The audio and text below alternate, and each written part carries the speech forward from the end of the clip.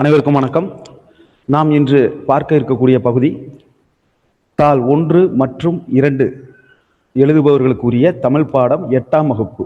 மீண்டும் சொல்கிறோம், தாள் 1 மற்றும் 2 எழுதும் அனைத்து ஆசிரியர்களுக்கும் பொருந்தக்கூடிய 8ஆம் வகுப்பு பாடப்பகுதிகளை நம்ம இன்னைக்கு பார்க்க போறோம்.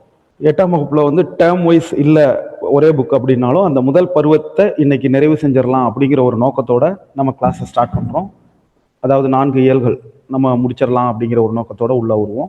முதலாவதாக ஏற்கனவே உள்ள 2வது இயலில் மிச்சமுள்ள ஓமை தொடர்கள். ஓமை தொடர்கள் அப்படிங்கிறது நமக்கு தெரியும். ஒரு கருத்தை எளிதாக சொல்வதற்காக நாம சில சொற்றொடர்களை பயன்படுத்துவோம். அதுதான் ஓமை தொடர்கள். ஒவ்வொரு ஓமை தொடருக்கும் தனி பொருள் உண்டு. இதை நாம புரிஞ்சுப்போம். மடை திறந்த வெள்ளம் போல் அப்படின்னா தடையின்றி மிகுதியாக. இதெல்லாம் நமக்கு புரியும். இதை பார்த்தோம்னா நமக்கு புரியும். பட் ஆப்ஷன்ல ஒரு 4 ஆப்ஷன் கொடுத்துருக்காங்க, கொஞ்சம் குழப்பற மாதிரி கொடுத்துருக்காங்க அப்படின்னா நாம இதுல கவனம் செலுத்த வேண்டும். மடை திறந்த வெள்ளம் போல் அப்படின்னா தடையின்றி மிகுதியாக அப்படிங்கிறத நம்ம கவனத்தில் வச்சுக்கணும். அதே போல உள்ளங்கை நெல்லிக்கனி போல் அப்படின்னா வெளிப்படை தன்மையை குறிக்கக்கூடிய சொற்றொடர் ஓமை தொடர் அப்படிங்கிறத நம்ம குறிச்சுக்கிறோம். உள்ளங்கை நெல்லிக்கனி அப்படிங்கிறது வெளிப்படை தன்மை. அதே போல காக்கை உட்கார பனம்பழம் விழுந்தது போல், இது எதற்கு? பொருத்தி சொல்லுங்க பார்ப்போம். எதிர்பாராத நிகழ்வு. கிணறு வெட்ட பூதம் கிளம்பியது போல், பயனற்ற செயல். பசுமரத்து ஆணி போல், எளிதில் மனதில் பதிதல். விழலுக்கு இறைத்த நீர் போல், எதிர்பாராத நிகழ்வு. நெல்லிக்காய் மூட்டையை கொட்டினார் போல், ஒற்றுமையின்மை. விழலுக்கு இழைத்த நீர் போல்ங்கிறது பயனற்ற செயல். நெல்லிக்காய் மூட்டையை கொட்டினார் போல் ஒற்றுமையின்மை. இதை நாம நினைவில் கொண்டுகிறோம். மீண்டும் சொல்றேன். காக்கை உட்கார பனம்பழம் விழுந்தது போல் எதிர்பாராத நிகழ்வு. கிணறு வெட்ட பூதம் கிளம்பியது பயனற்ற செயல். பசுமரத்து ஆணி போல் எளிதில் மனதில் பதித்தல். அப்போ காக்கை உட்கார பனம்பழம் விழுந்தது தற்செயல் நிகழ்வு. தற்செயல் நிகழ்வு. மீண்டும் சொல்றேன். காக்கை உட்கார பனம்பழம் விழுந்தது தற்செயல் நிகழ்வு. கிணறு வெட்ட பூதம் கிளம்பியது எதிர்பாராத நிகழ்வு. பசுமரத்து ஆணி போல் எளிதில் மனதில் பதித்தல். விழலுக்கு இறைத்த நீர் போல் பயனற்ற செயல். நெல்லிக்காய் மூட்டையை கொட்டினார் போல் ஒற்றுமையின்மை. அப்போ நம்ம பொருத்தும் போது சில விஷயங்களை மேட்ச் பண்ணி பொருத்திப்போம். ஒரு 2 உறுதி பண்ணிப்போம். ஓகே. குன்றின் மேலிட்ட விளக்கு.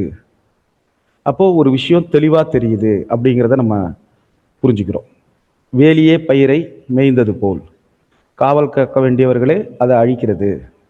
பழம் நழுவி பாலில் விழுந்தது போல், இது அதிர்ஷ்டத்தை குறிக்கக்கூடியது. நாம் எதிர்பார்த்ததை விட மிக சிறப்பாக ஒரு செயல் நடந்ததுன்னா அதை அப்படி சொல்லுவோம். உடலும் உயிரும் போல் அப்படின்னா மிக நெருங்கி இருத்தல் அப்படிங்கிற ஒரு இதுல. கிணற்று தவளை அப்படின்னா ஒரு விஷயத்தை தவிர, அதை தவிர ஒரு குறிப்பிட்ட எல்லையை தவிர வெளியில வராம அதுக்குள்ளேயே பேசிக்கிட்டு இருக்கவங்க அப்படிங்கிற அர்த்தத்துல நம்ம வச்சுப்போம். ஓகே. கலை சொற்கள். டிசீஸ் நோய், மூலிகை ஹெர்ப்ஸ், தானியங்கள் மில்லட்ஸ், பட்டய கணக்கர் ஆடிட்டர், பக்க விளைவு சைடு எஃபெக்ட், நுண்ணுயிர் முறி ஆன்டிபயாட்டிக், மரபணு ஜீன், ஓவாமை அலர்ஜி. இது நமக்கு ஏற்கனவே நம்ம தெரிஞ்சது தான். இதில் சிறுதானியங்கள் மில்லட்ஸ் அதை மட்டும் நம்ம நோட் பண்ணிக்கிறோம். அடுத்தது கல்வி கரையில அப்படிங்கிற 4வது இயல். எப்பயுமே நம்ம சொல்லியிருக்கோம், உரை நடையில நுழையும் முன் பகுதியை பார்த்துக்கணும். ஏன்னா அதிலிருந்து கேள்விகள் வந்திருக்கு, ஏற்கனவே வந்துள்ளன, அதை நம்ம கவனிக்கிறோம். அப்போ மனிதர்களுடைய அணிகலன் எது அப்படிங்கிறது தான் இந்த இடத்துல விஷயம். தங்கம் வெள்ளி போன்ற விலை மதிப்பு உடைய அணிகலன்களா, அல்லது மனிதனுக்கு அழகையும் உயர்வையும் தரக்கூடியது உண்மையான அணிகலன் எது? இப்போ நம்ம தலைப்பை பார்க்கும்போதே தெரிஞ்சிருக்கும். கல்விதான் மனிதனுக்கு அழகையும் உயர்வையும் தரக்கூடிய உண்மையான அணிகலன் அப்படிங்கிறத நம்ம புரிஞ்சுக்கோம். ஓகே. நூல்வெளி. குமரகுருபரர் 17ஆம் நூற்றாண்டை சேர்ந்தவர். தமிழ் மொழிக்கு பெருமை சேர்க்கும் பல சிற்றிலக்கியங்கள் படைத்தவர். கந்தர் கலிவன்பா, கைலை கலம்பகம், சகலாகலா வள்ளி மாலை, மீனாட்சி அம்மை பிள்ளைத்தமிழ், முத்து குமாரசாமி பிள்ளைத்தமிழ், இது எல்லாம் அவங்க எழுதின சிற்றிலக்கியங்கள் அப்படிங்கிறத நம்ம புரிஞ்சுக்கிறோம். இந்த நூல் நீதிநெறி விளக்கம். இப்போ நம்ம பார்க்க போற பகுதி நீதிநெறி விளக்கம். இதுல கடவுள் வாழ்த்து உட்பட 102 வெண்பாக்கள் இருக்கு. இதுல 13வது பாடல் தான் நமக்கு கொடுத்துருக்காங்க. இதுல நம்ம ரொம்ப இந்த நூல்வெளியில கவனம் செலுத்த வேண்டிய பகுதிகள் எதுன்னு பார்த்தோம்னா, இந்த குமரகுருபர் 17ஆம் நூற்றாண்டு, சமீபத்திய சங்க காலமெல்லாம் கிடையாது, ஒரு 300 ஆண்டுகளுக்கு முன் வாழ்ந்தவர் தான். அவங்க படைத்தது வந்து சிற்றிலக்கியம் அப்படிங்கிறத நம்ம புரிஞ்சுக்கிறோம். அதே போல கந்தர் கலிவெண்பா, கைலை கலமகம், சகலகலா வள்ளி மாலை, பிள்ளை மீனாட்சி அம்மை பிள்ளை தமிழ், முத்துக்குமாரசாமி பிள்ளை தமிழ், இந்த குமரகுருபரர் பிள்ளை தமிழ், இதுவரையிலும் நம்ம வந்த பாடப்பகுதிகளில் பிள்ளை தமிழ் அப்படிங்கிறத இவங்க ஒருத்தங்க தான் எழுதியிருக்காங்க. அதை நினைவில் கொள்கிறோம். நீதிநெறி, அதாவது நம்ம பாடப்பகுதியில் உள்ளதுல பிள்ளை தமிழ் குமரகுருபரர், மீனாட்சி அம்மன் பிள்ளை தமிழும் முத்துக்குமாரசாமி பிள்ளை தமிழும் இவங்க எழுதினது நினைவில் கொள்கிறோம். நீதிநெறி விளக்கம் 13வது பாடல். ரொம்ப எளிமையான பாடல் தான், நமக்கு பார்த்தோன்னே புரியக்கூடியது. கற்றோர்க்கு கல்வி நலனே கலன் அல்லால், மற்றோர் அணிகலம் வேண்டாவாம், முற்ற முழுவடி பூணுக்கு பூண் வேண்டா, யாரே அழகுக்கு அழகு செய்வார். கலன் அப்படின்னா அணிகலன், முற்ற அப்படின்னா ஒளிர. இப்போ அதனுடைய பாடலின் பொருள் பார்த்துக்கிறோம். பொருளையும் நம்ம நினைவில் கொள்கிறோம். ஒளிரும் மணிகளால் செய்யப்பட்ட அணிகலனுக்கு மேலும் அழகூட்ட வேறு எந்த அணிகலனும் தேவையில்லை. ஒளிரும் மணிகளால் செய்யப்பட்ட ஒரு அணிகலனுக்கு மேலும் அழகூட்ட வேறு அணிகலன்கள் தேவையில்லை. அதுபோல கல்வி கற்றவருக்கு அவர் கற்ற கல்வியே அழகு, அதனால அழகு சேர்க்கக்கூடிய பிற அணிகலன்கள் அவருக்கு தேவையில்லை. இந்த பொருளை நன்றாக நினைவில் கொள்வோம். இதுக்குள்ள நம்ம இன்டர்பிரேட் பண்ணிப்போம். ஏற்கனவே இருக்கக்கூடிய ஒரு அணிகலனுக்கு அழகு சேர்க்க ஒரு அணிகலன் தேவையில்லை, கல்வியே ஒரு அணிகலன், அதனால அதை கல்வியை உடையவருக்கு பிற அணிகலன்கள் தேவையில்லை. இதுதான் இந்த பாடலினுடைய கருத்து. ஓகே, நாலடியார் பாடல் ஒன்று கொடுத்துருக்காங்க. இது நமக்கு தெரிஞ்சது தான். கல்வி கரையில, அதை நார்மலாக நம்ம கல்வி கரையில்னு சொல்லிக்கிட்டு இருப்போம். கல்வி கரையில, கல்விக்கு கரை இல்லை அப்படின்னு சொல்றது தான் அது. கல்வி கரையில கற்பவர் நாள் சில, மெல்ல நினைக்கின் பிணிபல தெல்லிதின், ஆராய்ந்தமை உடைய கற்பவே நீரொழிய பாலும் குறுகின் தெளிந்து. பாலில் கலந்த நீரை பருகிற, ஆராய்ந்து பருகிற தன்மை, அதை தெளிவுற அறிந்து கொள்ளணும் அப்படிங்கிற விளக்கத்தில் வரக்கூடியது. கலன் அல்லால் எப்படி பிரிக்கிறது, நம்ம பின்னாடி அந்த பிரிப்பதற்குரிய அந்த சேர்த்தெழுதுகளில் வரக்கூடிய பகுதிகளை நம்ம பார்க்கும்போது மிக விளக்கமாக பார்க்க போகிறோம். அடுத்தது புத்தியை தீட்டு அப்படின்னு ஒரு பகுதி கொடுத்துருக்காங்க. அறிவே ஆற்றல். முதல்ல என்ன சொன்னது, அறிவே அணிகலன்னு சொன்னாங்க. இப்போ அறிவே ஆற்றல். அறிவும் உழைப்பும் ஒரு மனிதனை வாழ்வில் உயரச் செய்யும். வன்முறையால் பிறரை வெல்வது சரியான செயலன்று. அறிவினாலும் அன்பினாலும் பிறரை வெல்லும் வெற்றியே நமக்கு பெருமை தரும். இதை தரக்கூடிய ஒரு பாடல் இங்கே கொடுத்துருக்காங்க. நம்மில் பலருக்கு பிடித்தமான அல்லது தெரிந்த கேள்விப்பட்ட பாடல் தான். எழுதியவர் வந்து ஆலங்குடி சோமு அவர்கள், திரைப்பட பாடலாசிரியர், புகழ்பெற்றவர். சிவகங்கை மாவட்டத்தில் உள்ள ஆலங்குடி அப்படிங்கிற ஊரில் பிறந்தவங்க. தமிழ்நாடு அரசின் கலைமாமணி விருது பெற்றவர். இது ஒரு திரை இசை பாடல். தடம் அடையாளம், அகம்பாவம் செருக்கு, நேரடியாக நமக்கு அடையாளம் தெரியக்கூடியது தான். தடம் என்பது அழுத்தமாக பதிந்த அடையாளம். நம்ம தடம் அப்படிங்கிறது வந்து காலடி தடம் அப்படிங்கிற இதில் நம்ம பயன்படுத்திக்கிட்டு இருக்கோம். தடம் என்பது அழுத்தமாக பதிந்தது அப்படிங்கிறத ஞாபகம் வச்சுக்கிறோம். ஓகே, கத்தியை தீட்டாதே உந்தன் புத்தியை தீட்டு, கண்ணியம் தவறாதே அதிலே திறமையை காட்டு. ஆத்திரம் கண்ணை மறைத்திடும் போது அறிவுக்கு வேலை கொடு, உன்னை அழித்திட வந்த பகைவன் என்றாலும் அன்புக்கு பாதை விடு. மன்னிக்க தெரிந்த மனிதனின் உள்ளம் மாணிக்க கோயிலப்பா, இதை மறந்தவன் வாழ்வு தரந்தடியாமல் மறைந்தே போகும் அப்பா. இங்கே இருப்பது சில காலம், இதற்குள் ஏனோ அகம்பாவம், இதனால் உண்டோ ஒரு லாபம், இதை எண்ணிப்பாரு தெளிவாகும். நேரடியாக நமக்கு பொருள் புரியக்கூடிய ஒரு பாடல். அதனால அவங்க பொருள்னு தனியாக கொடுக்கல. இப்போ இதில் வந்து நம்ம சரியான விடையை தேர்ந்தெடுத்து எழுதுக. இப்போ நம்ம பார்த்துருக்கோம். என் நண்பர் பெரும்புலவராக இருந்த போதும் டேஷ் இன்றி வாழ்ந்தார்.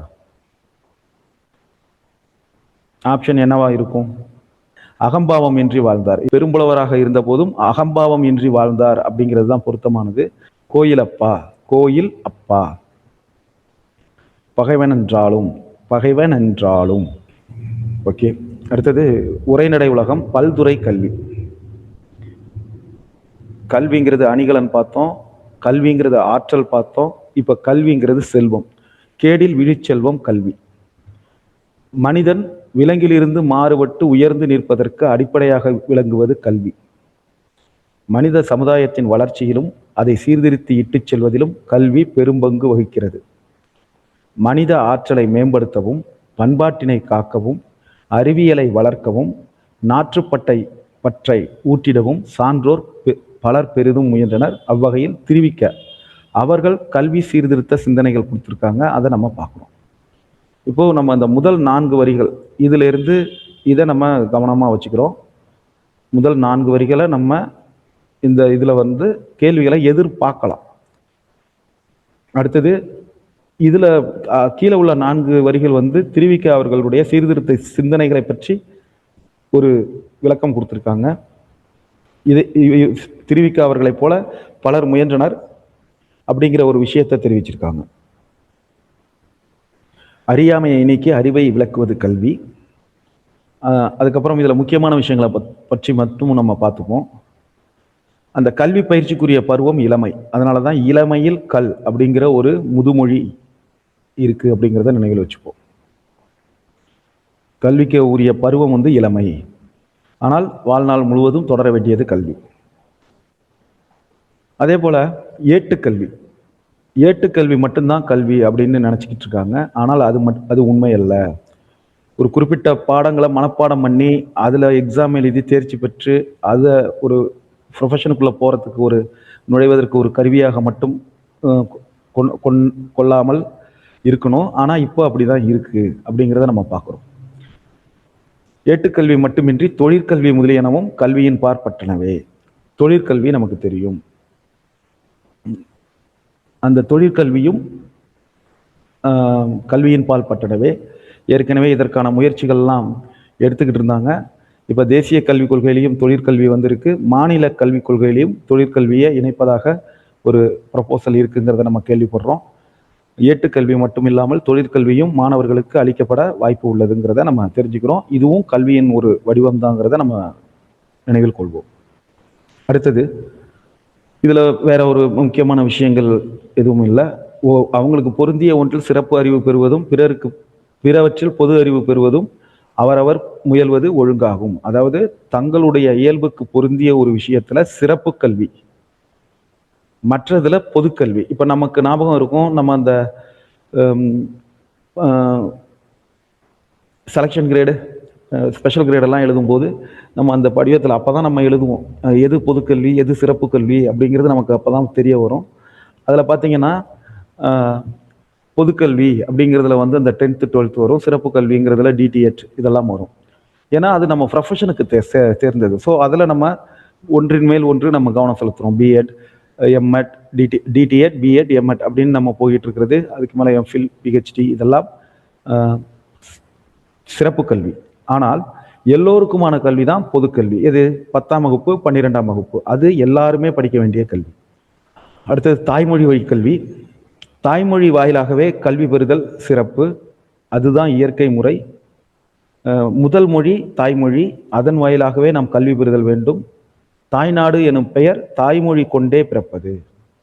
தாய்நாடுன்னு சொல்றது தாய்மொழி கொண்டே பிறப்பது அப்படின்னு ஒரு கருத்து இங்கே சொல்லியிருக்காங்க, நினைவில் கொள்வோம்.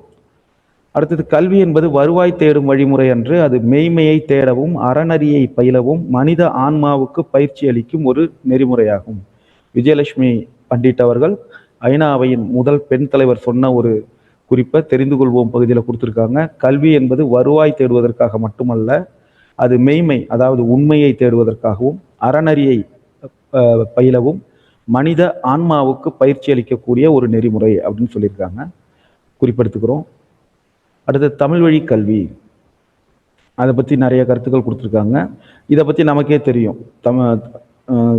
தமிழ் வழி கல்வியில் அறிவியல் கலைகள் எல்லாமே தமிழில் இல்லை அப்படின்லாம் சொல்லிக்கிட்டு இருக்காங்க. தமிழ்லேயே போதிக்க கலைகள் இல்லை அப்படின்லாம் சொல்லிக்கிட்டு இருக்காங்க. ஆனால் அந்தந்த புதுமைகளை தமிழில் இயல்பாக புகுந்துக்கிட்டு இருக்கு, அதை மறந்துடுறாங்க அப்படிங்கிற ஒரு விஷயத்த சொல்லியிருக்காங்க. குறியீடுக்கு பதிலாக பல மொழிகளின்று கடன் வாங்குவது தமிழுக்கு இழுக்காகாது.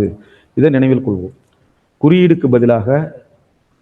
குறியீடுகளுக்கு பல மொழிகளிலின்று கடன் வாங்குவது தமிழுக்கு இழுக்காகாது. அதே போல கலப்பில் வளர்ச்சி உண்டு என்பது இயற்கை நுட்பம். தமிழை வளர்க்கும் முறையிலும் அளவிலும் கலப்பை கொள்வது சிறப்பு. இப்போ நம்ம ஃபேஸ்புக் அப்படிங்கிறதுக்கு தமிழில் முகநூல் அப்படின்னு பிரிச்சிருக்கோம். ஆனால் நமக்கு ஆங்கிலத்தில் நம்ம என்ன படிச்சிருப்போம்? நவுன் அப்படிங்கிறது ஒரு பெயர் சொல். இந்த பெயர் சொல்ல நீங்கள் எந்த மொழியில் சொன்னாலும் அது அதனுடைய அந்த பெயரை தானே சொல்ல முடியும். இப்போ நம்ம இந்த ஆறு சாமி அப்படிங்கிறத போய் 6 காடுன்னு இங்கிலீஷில் எழுத முடியுமா? இங்கிலீஷில் எழுதினாலும் அது ஆறு சாமி தான். அதே போல் அப்படி மொழிபெயர்ப்பது சிக்கல் இருக்குன்னு கருதினாலும் ஆனால் அதை கலப்பது ஒரு சிறப்பு தான் அப்படின்னு இவங்க சொல்லியிருக்காங்க. அடுத்தது காப்பிய கல்வி. இதிலிருந்து நிச்சயமாக ஒரு மதிப்பெண்ணை எதிர்பார்க்கலாம். ஏன்னா எல்லா தேர்வுகளிலும் ஏதோ ஒன்று தாள் 1லேயோ தாள் 2லேயோ வந்துட போகுது. இதை நாம குறிப்பு எடுத்துக்கிறோம், கண்டிப்பாக எடுத்துக்கிறோம். காப்பிய கல்வி. காவிய இன்பம். வாழ்விற்குரிய இன்பத்துறைகளில் காவிய இன்பமும் ஒன்று. வாழ்வுல பல இன்பம் தரக்கூடிய துறைகள் இருக்கு, அதுல காவிய இன்பம் ஒன்று.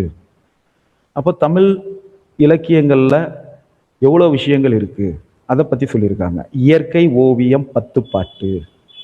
10 பாட்டை இயற்கை ஓவியம் ஒரு கோடு போட்டுக்குங்க, 10 பாட்டு. அதுக்கு கீழே இயற்கை இன்பக்களம் கலித்தொகை. இதை கொஞ்சம் மனப்பாடம் பண்ணி தான் ஆகணும். சில விஷயங்கள் நமக்கு புரிஞ்சிடும். இந்த இன்பக்களம் கலித்தொகை மேட்ச் பண்ணிக்கலாம். பட் இயற்கை ஓவியம் 10 பாட்டுங்கிறத நீங்க மனப்பாடம் பண்ணி தான் ஆகணும். இயற்கை வாழ்வில்லம் திருக்குறள். இந்த இயற்கை வாழ்வில்லம் திருக்குறள் கூட நமக்கு ஓரளவு புரிஞ்சிருது. இதை நம்ம பொருத்திக்க முடியும். ஒரு முறை படித்தாலே நினைவுக்கு வந்துடும். இயற்கை வாழ்வில்லம் திருக்குறள். இயற்கை இன்ப வாழ்வு நிலையங்கள் சிலப்பதிகாரம் மணிமேகலை. இது ரெண்டுமே இயற்கை இன்ப வாழ்வு நிலையங்கள். குறிப்பு எடுத்துக்கோங்க. நீங்க திருப்பி இந்த புத்தகம் முழுமையாக படிக்க வேண்டாம். நாங்கள் சில விஷயங்களை இதுல கவனம் செலுத்துங்கன்ற விஷயங்களை குறிப்பு எடுத்துக்கங்க. மற்ற விஷயங்களை வகுப்புல முடிச்சிருங்க. இல்லைன்னா நீங்க முழு புத்தகத்தையும் எடுத்து ரிவைஸ் பண்ண வேண்டிய தேவை இருக்கும். நாங்க சொல்ற விஷயங்களே போதுமானது. ஏன்னா ஒரு 12 கொஸ்டின் பார்த்துட்டு தான் சொல்றோம். ஸோ நிச்சயமாக இந்த குறிப்பெடுக்கிற விஷயங்கள் போதுமானது.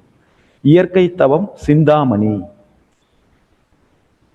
இயற்கை பரிணாமம் கம்பராமாயணம்.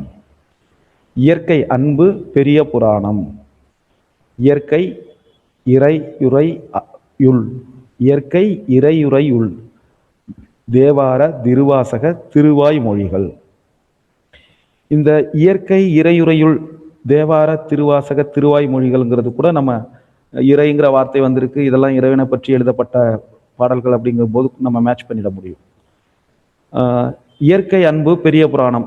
இதை பல மேடைகளில் பல எழுத்தாளர்கள் பேசியிருக்காங்க. நாம் படிச்சுப்போம்.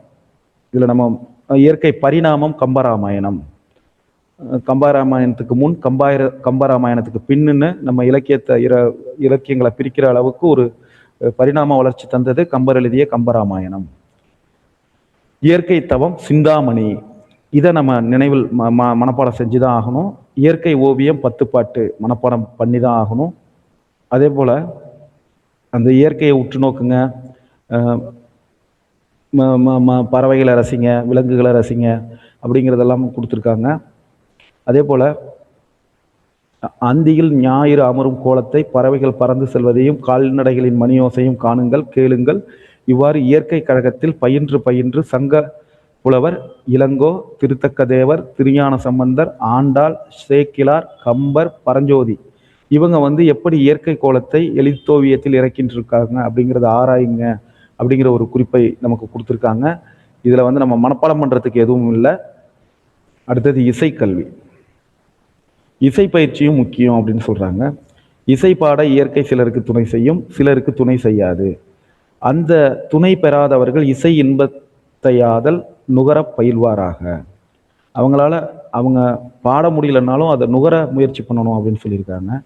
பழைய தமிழர் இசைத்துறையின் நிலை கண்டவர் அப்படின்னு சொல்றாங்க. தமிழ் யாழையும் குழலையும் என்னவென்று சொல்வது? அந்த ரகரங்களை நினைக்கும் போதே அமுழ்தூறுகிறது. கொடிய காட்டு வேழங்களையும் யானைகளையும் பாணர்தம் யாழ் மயங்குற செய்யுமாம் அப்படிங்கிற ஒரு குறிப்பு கொடுத்துருக்காங்க. இந்த பக்கம் தெரிந்து தெளிவோம்ல குலோத்துங்கன் அவர்கள் எழுதிய ஒரு செய்யுள் கொடுத்துருக்காங்க. ஏடென்று கல்வி சிலர் எழுதும் பேசும் இயலென்று கல்வி பலர் கெட்டாதெனும் வீடென்று கல்வி ஒரு தேர்வு தந்த விளைவென்று கல்வி அது வளர்ச்சி வாயுல் அப்படின்னு கொடுத்துருக்காங்க. அடுத்தது நாடக கல்வி. இந்த நாடக கல்வி வாழ்க்கைக்கு தேவையில்லை அப்படின்னு நான் கூற மாட்டேன் அப்படின்னு திருவிக்க அவர்கள் நான் சொல்ல மாட்டேன் அப்படின்னு சொல்றாங்க. இடைக்காலத்தில் நாடக கலையால் தீமை விளைந்த போது அதை சிலர் அழிக்க முயன்றதுண்டு. இப்போதைய நாடகம் நன்னிலை இல்லை என்பதை ஈண்டு விளக்க வேண்டியதில்லை. இதை நீங்களா புரிஞ்சுக்கோங்க. அதாவது இப்போ உள்ள நாடகத்தினுடைய நிலை நல்ல முறையில் இல்லை. நாடகத்துக்கு நல்வழியில் புத்துயிர் வழங்க வேண்டும். திருவிக்கா அவர்களுடைய காலத்துல நடந்த நாடகங்களை பத்தி பேசிட்டு இருக்காங்க. நாடகத்தை நல்வழிப்படுத்தி மாணவரை அதற்கன் தலைப்படுமாறு செய்ய தமிழ் பெரியோர் முயல்வாராக அப்படின்னு சொல்லியிருக்காங்க. அடுத்தது அறிவியல் கல்வி. அறிவியல் கல்வி உலக வாழ்விற்கு மிக முக்கியமானது.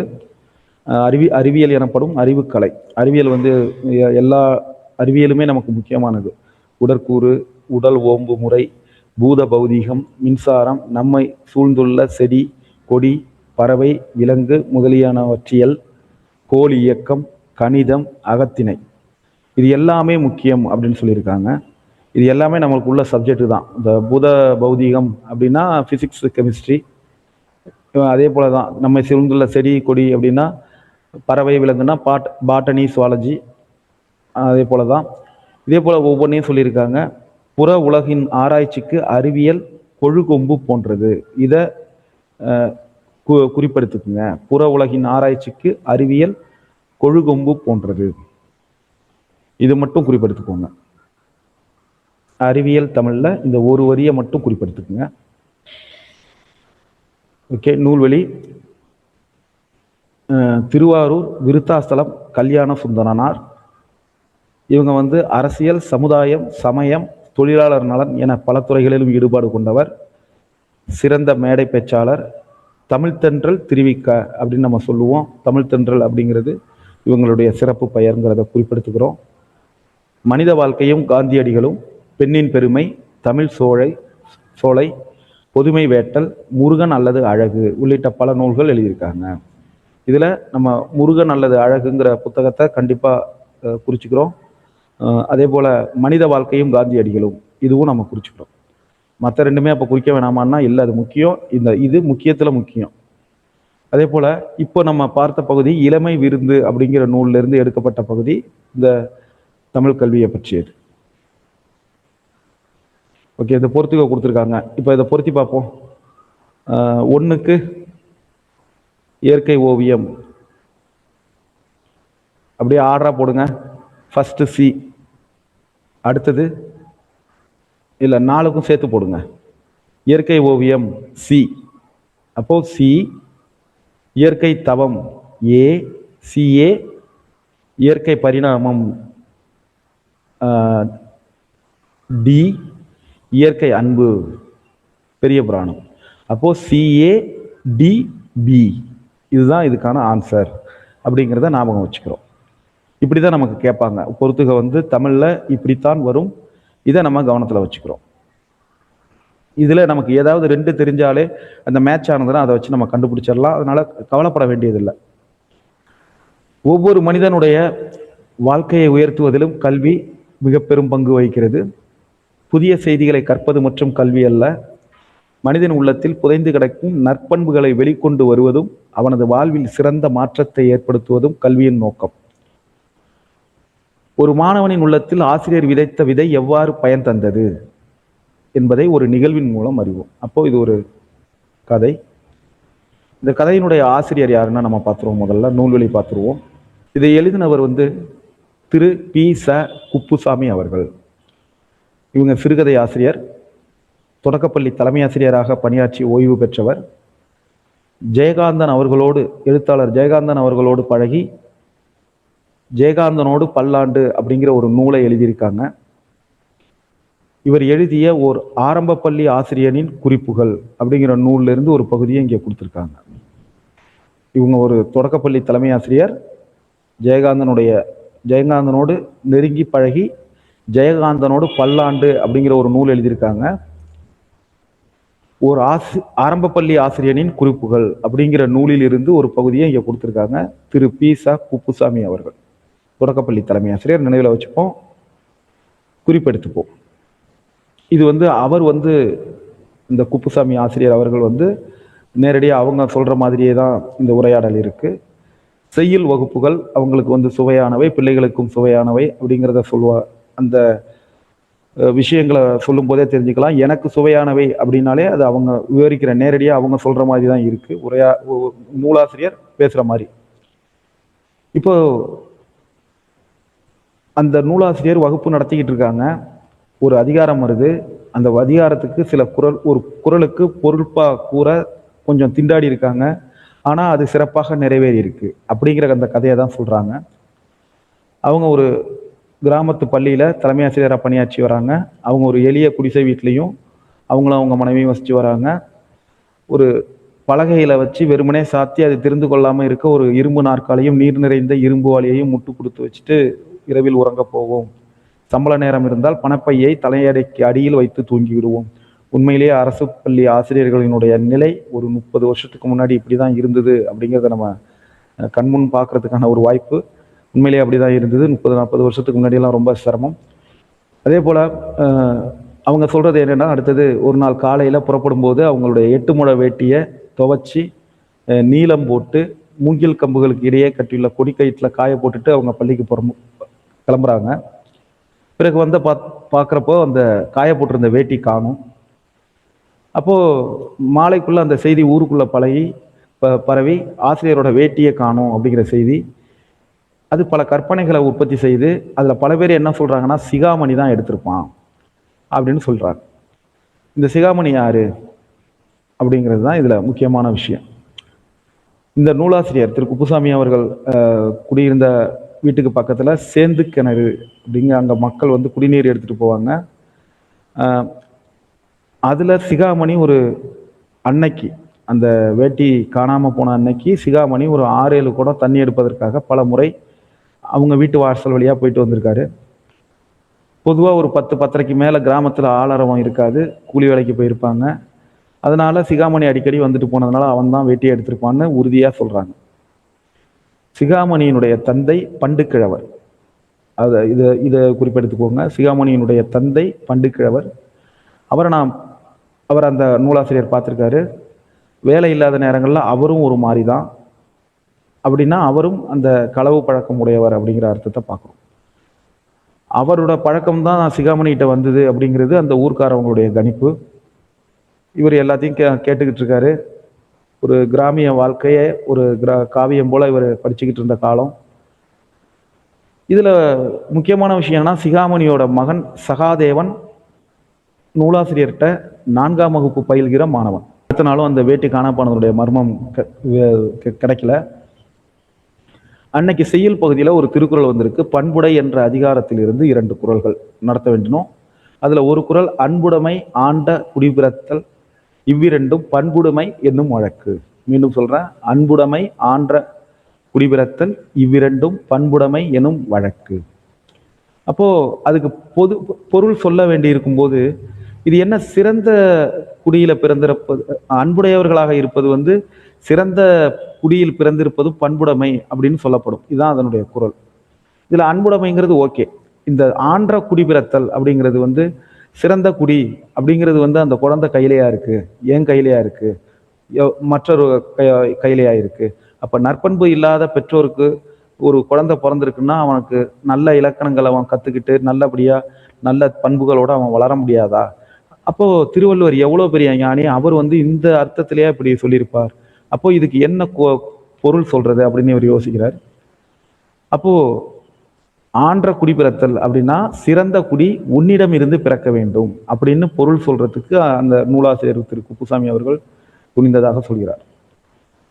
அதற்காக அத்தொடரை ஆன்ற குடிப்பிறத்தல் என கொண்டு பொருள் கூறினேன். ஆன்ற குடிப்பிறத்தல் அப்படிங்கிறத ஆன்ற குடி பிறத்தல், அந்த இப்ப மட்டும் எடுத்துடுற. இப்போ சிகாமணியோட பையன் சகாதேவன் அங்க படம் உட்கார்ந்துருக்கும் போது இவர் கண்ணில் பட்டுக்கிட்டே இருக்கான். அப்போ திருக்குறளுக்கு விளக்கம் சொல்றார் அந்த ஆசிரியர். அப்பன் திருடனா இருக்கலாம், மகன் நல்லவனா இருப்பான். அவங்க அப்பனை சொல் திருடன் தான், அவன் பையனை சொல்லாதே அவன் மிக நல்லவன். ஏன்னா உலகத்துல பல பேர் சொல்லியிருப்பாங்க, அதை கேட்டிருக்கீங்களா அப்படின்றார். மாணவர்களும் ஆம்னு சொல்றாங்க. உடனே நூலாசிரியர் தொடர்ந்து விளக்கம் அளிக்கிறார். இதற்கு எதிராகவும் இருப்பாங்க. அவங்க அப்பா எவ்வளவு நல்லவர், இந்த பிள்ளை அவருக்கு போய் பிறந்திருக்கே அப்படின்லாம் சொல்லுவாங்க. உங்க அப்பன் திருடனா, அவன் அப்பனாகிய உன் பாட்டனும் திருடனா, அந்த பழக்கம் அத்தோடு முடியட்டும். உன்னிலிருந்து திருடாதவன் என்ற ஒரு புதிய குடி பிறக்கட்டும். ஒழுக்கமில்லாத பரம்பரையில் நீ வந்திருந்தாலும் ஒழுக்கத்தின் உறைவிடமாக நீ இருக்க வேண்டும். உன் குடியின் பழைய பெயரில் உள்ள இழிவுகள் எல்லாம் நீங்கி உன்னிலிருந்து பெருமை கொண்ட புதிய குடி பிறக்கட்டும்.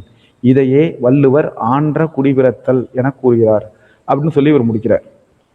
அப்போ அன்புடையவனாக இருப்பதும் குடும்பத்தில் வசை நீங்குமாறு ஒரு புதிய தலைமுறை உன்னிலிருந்து தொடங்குவது பண்புடைமை அப்படின்னு இவர் சொல்லி முடிச்சிடுறாரு. அதை சொல்லி முடிச்சோன்னா சகாதேவனை அடிக்கடி பார்த்துட்டு இருக்காரு. அந்த காணாம போன வேட்டி தொடர்பாக இவர் சகாதேவன்ட்ட ஒரு வார்த்தை கூட பேசல. மதிய உணவுக்கு வீட்டுக்கு போறார். அவங்க மனைவி தட்டெடுத்து வைக்கிறாங்க. அதுக்குள்ள கிருஷ்ணமூர்த்தி அப்படிங்கிற ஒரு இளைஞன் வீட்டுக்குள்ள வரான். என்ன அப்படின்னு கேட்கும்போது வேட்டி அவனுடைய கையில இருக்கு, சகாதேவன் தான் கொடுத்தான் சார், அவங்க அப்பா சிகாமணி தான் எடுத்துட்டு போய் அவங்க விட்டு இருவாய்ச்சாலில் வச்சிருக்கான், சகாதேவனுக்கு அது தெரிஞ்சிருக்கு, இன்னைக்கு காலையில நீங்க ஒரு பாடம் நடத்துனீங்களா, அதை கேட்டுட்டு இதை கொண்டு போய் எங்க வாத்தியார் வீட்டில் கொடுத்துருந்தாரு அப்படின்னு சொல்லி கொடுத்துட்டு வா, நான் கொண்டு போய் கொடுக்க வெக்கமா இருக்கு, நீ கொண்டு போய் கொடுத்து விட்டுட்டு வா அண்ணா அப்படின்னு அவன் சொன்னான் அப்படின்னு சொல்லி கொடுக்குறாங்க. உடனே இவருக்கு ரொம்ப சந்தோஷமா இருக்கு. உடனே அந்த ஊர்க்காரங்க இப்படியே விடக்கூடாது, அவன் வாத்தியாரோட வேட்டியை வேத்திட்டு இருக்கான், வசமா சிக்கினா, அவன் பிள்ளைய காட்டி கொடுத்துருக்கான்னு பலர் சண்டைக்கு போறதுக்கு நிற்கிறாங்க. உடனே இவர் அதை புரிஞ்சுக்கிட்டு அபராதம் போடுவாங்க, அல்லது பெரிய அளவில் அபராதம் போடுவாங்க. ஆனால் அதுக்கப்புறம் என்ன ஆகும், சிகாமணி வீட்டுக்கு போனோன்னே அவன் பையனை போட்டு சாத்துவான். அதனால நம்ம நல்லதுன்னு நினச்சி சொன்ன பாடம் இப்படி ஆயிடுச்சு அப்படின்னு அவன் நினைப்பான். அப்போது ஆசிரியர் சொல்ல கேட்கறதுனால நமக்கு இவ்வளோ பெரிய துன்பம் நிகழுமான்னு நினச்சி இதுக்கெல்லாம் நம்ம இடம் கொடுக்கக்கூடாதுன்னு சொல்லிட்டு இவர் என்ன பண்ணுறாருன்னா, சிகாமணி என் வேட்டியை திருட்டான்னு நான் உங்கள்கிட்ட புகார் சொன்னால் தானே நீங்கள் நடவடிக்கை எடுக்கணும், நான் புகார் சொல்லலை, அப்படி ஒருவேளை நீங்கள் நடவடித்தீங்கன்னா என் வேட்டி காணாவே போகல அப்படின்னு நான் சொல்லுவேன்னு சொல்லிடுறாரு. அதோட அந்த மக்களுக்கும் புரிஞ்சிடுச்சு, எல்லாருமே உடன் அதோட எல்லாம் முடிஞ்சிருச்சு. சிகாமணியும் சகாதேவனும் நானும் தப்பித்தோம் அப்படின்னு சொல்லி முடிக்கிறாரு. அடுத்தது வேற்றுமை. இலக்கணம் வேற்றுமை. மீண்டும் சொல்றேன், தாள் 1 தாள் 2 இரண்டுக்கும் உரியது.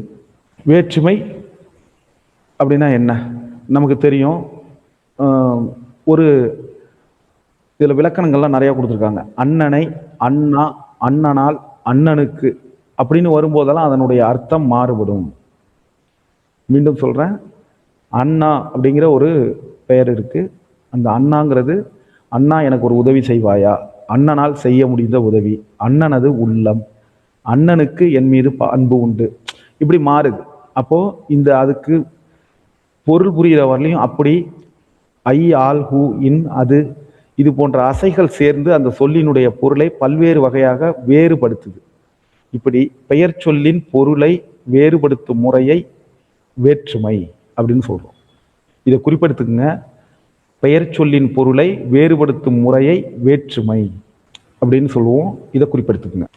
அதே போல பெயர் சொல்லுக்காக இணைக்கப்படும் அசைகள் வேற்றுமை உருபுகள். இந்த ஐ, ஆல், ஹூ, இன், அது, இதெல்லாம் என்னதுன்னா வேற்றுமை உருபுகள். ஞாபகம் வச்சுக்கிறோம். சில தெரிந்து தெளிவோம்னு விஷயங்கள் கொடுத்துருக்காங்க.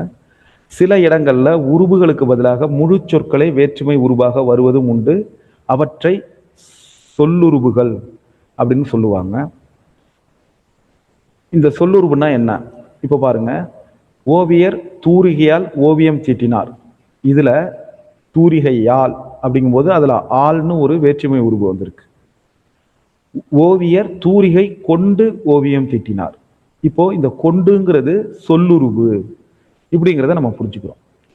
அப்போ வேற்றுமை உருவு, சொல்லுருவு. வேற்றுமை உருவுங்கிறது அசை, சொல்லுருவங்கிறது ஒரு சொல், முழு சொல்லே வந்தால் அது சொல்லுருவு, அசை வந்தால் அது வேற்றுமை உருவு. இதை ஞாபகம் வச்சுக்கிறோம். வேற்றுமை 8 வகைப்படும். 8ங்கிறது முதல் வேற்றுமை, இரண்டாம் வேற்றுமை, மூன்றாம் வேற்றுமை, இப்படி வரிசையா 8 வேற்றுமை. முதல் வேற்றுமைக்கும் 8ஆம் வேற்றுமைக்கும் உருபுகள் இல்லை. ஞாபகம் வச்சுக்கோங்க, முதல் வேற்றுமைக்கும் 8ஆம் வேற்றுமைக்கும் உருபுகள் இல்லை. அப்போ இரண்டாம் வேற்றுமையிலிருந்து 7ஆம் வேற்றுமை வரை உள்ள 6 வேற்றுமை உருபுகளுக்கு உருபுகள் உண்டு. 6 வேற்றுமைகளுக்கு உருபுகள் உண்டு. தெரிந்து தெளிவம்ல கொடுத்திருக்காங்க. வேற்றுமை உருபுகள் இடம்பெற்ற தொடர்களை வேற்றுமை தொடர்கள் என்பர். வேற்றுமை உருபுகள் இடம்பெற்ற தொடர்களை வேற்றுமை தொடர்கள் என்பர். அதே போல வேற்றுமை உறுப்புகள் இடம்பெற வேண்டிய இடத்தில் அது இடம்பெறாமல் மறைந்திருந்து பொருள் தொந்தால், அப்போ நமக்கு ஏற்கனவே நம்ம சொல்லியிருக்கோம், ஒரு விஷயம் மறைந்திருந்து வந்தால், தொக்கி வந்தால் அது தொகை. அப்போ வேற்றுமை உருவு தொக்கி வந்தால் அது வேற்றுமை தொகை. அவ்வளவுதான். வேற்றுமை உருவு மறைந்திருந்து வந்தால் அப்படின்னா அது வல்ல தொக்கி நிற்குதுன்னு அர்த்தம். அப்போ அது தொகைன்னு அர்த்தம். ஓகே, முதல் வேற்றுமை உருவு பாவை வந்தால். இதுல என்ன இருக்கு? எந்த வேற்றுமை உருவுல? இது பெரும்பாலான சொற்கள்ல எழுவாய், செயற்படு பொருள், பயனிலை ஆகிய 3 உறுப்புகள் இடம்பெற்றிருக்கும். எழுவாயுடன் வேற்றுமை உருவுகள் எதுவும் இல்லாமல் எழுவாய் தனித்து நின்று இயல்பான பொருளை தருவது முதல் வேற்றுமை. அப்போ முதல் வேற்றுமையை எழுவாய் வேற்றுமை என்று குறிப்பிடுவர். எழுவாய் வேற்றுமை, முதல் வேற்றுமை எழுவாய் வேற்றுமை. குறிப்பெடுத்துக்குங்க, முதல் வேற்றுமை எழுவாய் வேற்றுமை. கொஞ்சம் இடம் விட்டுக்குங்க, வேற்றுமை உருவுகள் எழுதணும். முதல் வேற்றுமை எழுதிக்கோங்க, அதனுடைய இன்னொரு பெயர் எழுவாய் வேற்றுமை. அது பெரும்பாலான தொடர்கள்ல எழுவாயில தான் வரும். முதல் வேற்றுமையை எழுவாய் வேற்றுமைன்னு தான் சொல்லுவோம். பாவை வந்தால், இப்ப பாவைங்கிறது எழுவாய், அதுல எந்த வேற்றுமை உருவும் அல்ல, அதனால இது எழுவாய் வேற்றுமை அல்லது முதல் வேற்றுமை, நினைவில் கொள்றோம். அடுத்தது இரண்டாம் வேற்றுமை. ஐ, ஆல், ஹூ, இன், அது அப்படிங்கிறத நம்ம படிச்சிருக்கோம். இந்த முதல்ல நம்ம கொடுத்துருக்காங்க இல்லையா, ஐயால், ஹூ, இன், அது. இதை ஞாபகம் வச்சுக்கிறோம். அடுத்தது கண்ணுன்னு ஒன்று இருக்கும், ஐயால், ஹூ, இன், அது, கண். அப்போ இந்த இதை ஐங்கிறது இரண்டாவது வேற்றுமை, ஆள்ங்கிறது மூன்றாவது வேற்றுமை, கூ நான்காம் வேற்றுமை, இன் 5, அது 6. இதை ஞாபகம் வச்சுக்கிறோம். இதை ஈஸியாக ஞாபகம் வச்சுக்கிறோம். ஐங்கிறது இரண்டாம் வேற்றுமை. இதுல நிறைய இருக்கு. இரண்டாம் வேற்றுமை உருவுகள்ல நிறைய இருக்கு. இப்ப இரண்டாம் வேற்றுமைக்குரிய உருவு ஐ அப்படின்னு சொல்லியிருக்காங்க. கபிலர் பரணரை புகழ்ந்தார். கபிலர் பரணரை புகழ்ந்தார். கபிலரை பரணர் புகழ்ந்தார். அப்போ இரண்டாம் வேற்றுமை உருவு எதோட இணையுதோ அது செயப்படு பொருளாக மாறுது. கபிலருங்கிறது எழுவாய் வேற்றுமை, எந்த வேற்றுமை உருவும் அல்ல. பரணரை அப்படிங்கிறது முதல் வாக்கியத்துல பரணரை புகழ்ந்தார். அப்போ ஐ சேரும்போது பரணரைங்கிறது செயல்படு பொருளா மாறிடுது. கபிலரை பரணர் புகழ்ந்தார் அப்படின்னு வரும்போது அப்போ இந்த இடத்துல கபிலருங்கிறது செயற்படு பொருளா மாறிடுது. அப்போ இந்த ஐ என்ன பண்ணுது? ஒரு பெயரை செயப்படு பொருளா வேறுபடுத்தி காட்டுது. அதனால இதை செயப்படு பொருள் வேற்றுமைன்னு சொல்றோம். அப்போ முதல் வேற்றுமை எழுவாய் வேற்றுமை, இரண்டாம் வேற்றுமை செயப்படு பொருள் வேற்றுமை. இதை நம்ம நினைவில் வச்சுக்கிறோம், குறிப்பு எடுத்துக்கிறோம். இரண்டாம் வேற்றுமை உருவு ஐ, செயப்படு பொருள் வேற்றுமை. இதை எழுதிக்கிங்க. இரண்டாம் வேற்றுமையில 6 வகையான பொருள்ல வரும். ஆக்கல், அழித்தல், அடைதல், நீக்கல், ஒத்தல், உடைமை. கரிகாலன் கல்லணையை கட்டினான், அதே போல இது அழித்தல். அதே போல இது அடைதல், நீத்தல், நமக்கு போன்றது அப்படின்னு சொல்றது, ஒத்த தன்மையை உடையது, அது ஒத்தல். உடைமை, பெரும் புகழை உடையவர். இதெல்லாம் நம்ம ஞாபகம் வச்சுக்கிறோம். மூன்றாம் வேற்றுமை. இந்த மூன்றாம் வேற்றுமையை பொறுத்தவரையிலையும் ஆல், ஆண், ஒடு, ஓடு. இப்போ நம்ம ஐ, ஆல் அதான் நம்ம பார்த்தோம். ஐ, ஆல் அதான் பார்த்தோம். ஆள் மட்டும்தான் அதில் பார்த்தோம். ஐங்கிறது முதல் வேற்றுமை, இரண்டாம் வேற்றுமை. ஆள்ங்கிறது மூன்றாம் வேற்றுமைன்னு பார்த்தோம். ஐ இரண்டாம் வேற்றுமை, ஆள் மூன்றாம் வேற்றுமை. ஆனா இந்த ஆள்ங்கிறது ஒரு குறிப்பு வச்சுக்கிறதுக்கு ஞாபகம் தான். ஐயால் ஹூ இன்னது அப்படின்னு குறிப்பு வச்சுக்கிறதுக்கு ஞாபகம் தான். இதுல 4 வேற்றுமை உருபுகள் இருக்கு.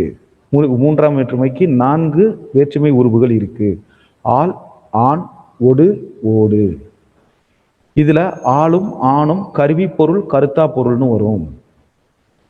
கருவி பொருள் முதற்கருவி துணைக்கருவின்னு இரு வகைப்படும். ஆளும் ஆணும் கருவி பொருள் கருத்தா பொருள்னு வரும். கருவி பொருள் முதல் கருவி துணைக்கருவின்னு இரு வகைப்படும். என்னது? கருவியே செய்யப்படும் பொருளாக மாறுவது முதல் கருவி. மரத்தால் சிலை செய்தான். அப்போ மரம் தான் செய்யப்படும் பொருள். கருவி எது? மரம். இந்த மரம் என்னவா மாறுது? செய்யப்படும் பொருளாக மாறுது. இதுதான் முதற் கருவி. ஒரு பொருள் இருக்கு, ஒரு கருவி இருக்கு, மரமும் கருவி தான். அது செஞ்சு முடிச்சோன்னா அது செய்யப்படும் பொருளாக மாறுது. அதுதான் முதற் கருவி. மரத்தால் சிலை செய்தான், மண்ணால் சிலை செய்தான். இது எல்லாம் கருவியே பொருளாக மாறுவது. இது முதற் கருவி. ஒன்றை செய்வதற்கு துணையாக இருப்பது துணைக்கருவி. உளியால் சிலை செய்தான். இப்போ ரெண்டுக்கும் வித்தியாசம் உங்களுக்கு புரிஞ்சிருக்கும். முதற்கருவின்னா என்ன, துணைக்கருவின்னா என்ன? இது ரெண்டும் கருவி பொருள்ல வரும். மூன்றாம் வேற்றுமை, 4 வேற்றுமை உருபு. இது எல்லாம் கருவி பொருள் கருத்தா பொருள் இரு வகையானதுல ஆளும் ஆணும் வரும். கருவி பொருள் முதற்கருவி துணைக்கருவின்னு 2 வகை. முதற்கருவின்னா என்ன? கருவியே செய்யப்படும் பொருளாக மாறுவது. துணைக்கருவின்னா என்ன? கருவி துணையாக இருப்பது. ஓகே. அடுத்தது கருத்தா பொருள். கருத்தா பொருள்ங்கிறது ஏவுதல் கருத்தா இயற்றுதல் கருத்தா 2. பிறரை செய்ய வைப்பது ஏவுதல் கருத்தா. கரிகாலனால் கல்லணை கட்டப்பட்டது.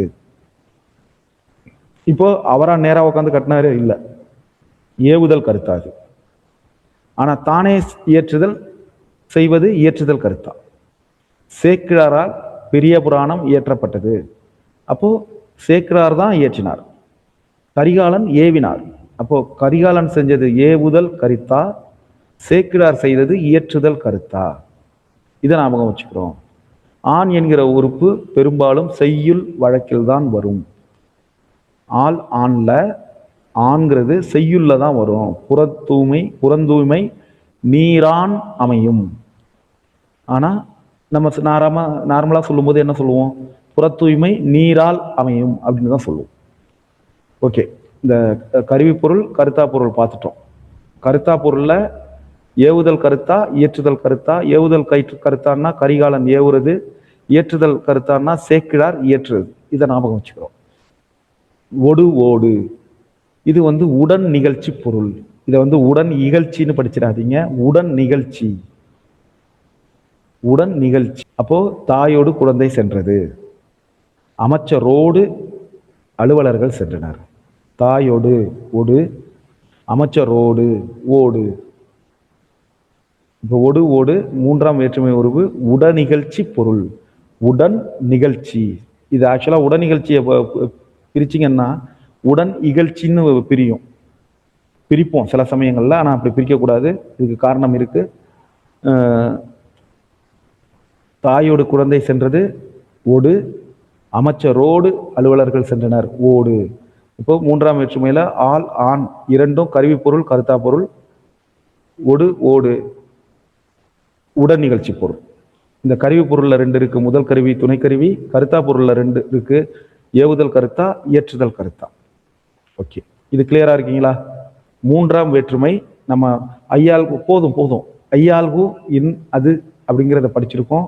ஐ அப்படிங்கிறது முதல் அல்ல இரண்டாவது. இதை ஞாபகம் வச்சுக்கிறோம். முதல் வேற்றுமை உருவுக்கு வேற்றுமை உருவே கிடையாது, ஏன்னா அது எழுவாய் வேற்றுமை.